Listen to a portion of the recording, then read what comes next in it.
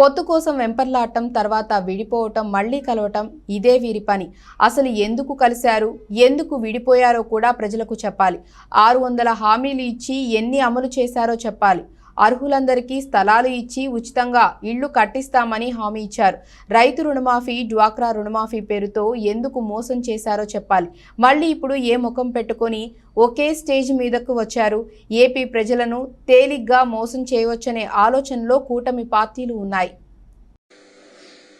ఇది దీనికి సంజాయిషి ఇచ్చి ఉండాలి, ఎందుకంటే ఇవేం జరగలేదు కాబట్టి.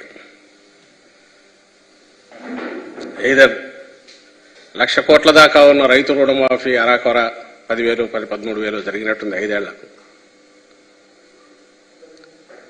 మీ బంగారం కూడా ఇళ్లకు తెప్పిస్తానన్న దాంట్లో అంతా కలిపితే 1,00,000 కోట్ల పైన ఉంది. దాంట్లో ఇచ్చింది 15,000 కోట్లు, 13,000 కోట్లు నాకు తెలిసి 5 ఏళ్లకు. ఇంకా మిగిలినవైతే అసలు ఏదీ లేవు. ఇంత అబద్ధాలు,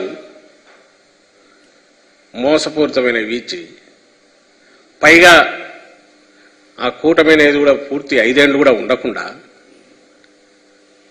మళ్ళీ ఇప్పుడు ఏ మోహం పెట్టుకుని ముగ్గురు ఒకే స్టేజ్ మీదకి వచ్చారు.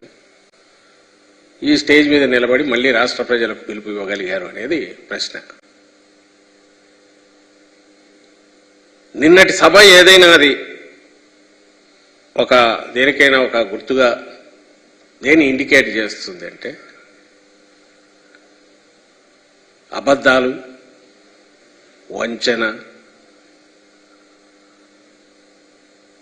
అలాగే బాధ్యతారాహిత్యం, అలాగే ఈ రాష్ట్రమన్నా ఆంధ్ర రాష్ట్ర ప్రజలన్నా వీళ్ళు ఏం చేసినా వీళ్ళ దగ్గర చెల్లుతుంది,